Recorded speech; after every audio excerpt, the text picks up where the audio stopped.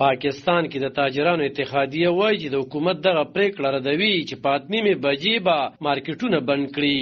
دوی وایي چې حکومت د مارکیټونو بندولو په ځای خپلې خرچې راکمې کړي. خو اقتصاد پوهان وایي چې حکومت د توانایي پالیسي عملي کړي نو د ملکي اقتصاد دپاره دا ښه پریکړه ده. د پاکستان مرکزی وزیرانو ویلي چې مرکزی کابینې د توانایي پالیسي منظوره کړي او د بجلی د کم مصرف دپاره د مارکیټونو په 8:30 بجې او ودونو د خالونو په 10 بجې بندولو او سرکاري ادارو کې د 10% کمی بجلی خرج کولو سره ځینې نورې پریکړې کړې دي.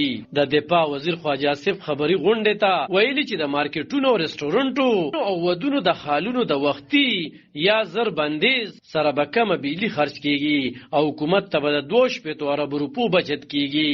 دغه رنګ نوموړي په نورو برخو کې د کمی بجلی په خرج کولو خوم د اربونو روپو د بچت ویلي دي. د خیبر پښتونخوا د تاجرانو د اتحادیې مشر مجیب الرحمن وایي چې دوی د حکومت دغه پریکړه تاجرانو معاشي قتل ګڼي. د دې سره بجلی نه بچت کیږي، سرکاري خرچې دې راکمې کړې شي.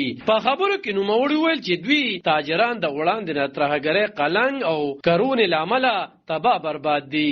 حکومت د خپل پریکړې عملي کولو لپاره هر اقدام کوي نو دوی به په وړاندې مزاحمت کوي. خو ویل چې په ګرد نړۍ کې مارکیټونه سحر وختي خلاصيږي او ماښام وختي بنديږي. خو د دنیا سره دوی مقابله ځکه نشي کولی چې په بهر نړۍ کې ملکونه خپل تاجرانو ته اسانتیاوي ورکوي. قانون یو شان وي. په پاکستان کې په پنجاب کې یو قانون او پښتونخوا کې بل قانون دی.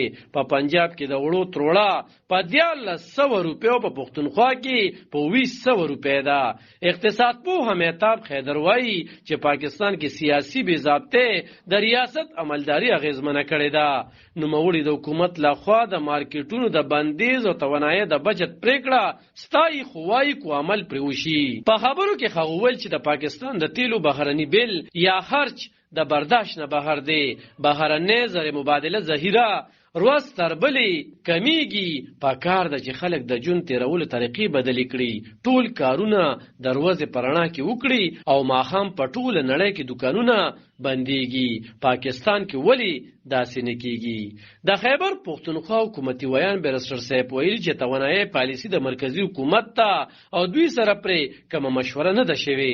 هغه په ټویټر ویلي چې د پښتونخوا حکومت د وړاندې نه د توانایي د بچت لپاره ګامونه پورته کړي او وفاقي حکومت په پالیسي د عمل کولو لپاره تر اوسه کومه پریکړه نه ده شوې. د توانایي بچت وفاقي حکومت کې پالیسی ده او په دې پالیسی په خیبر پښتونخوا سره هیڅ قسمه مشاورت نه شوي.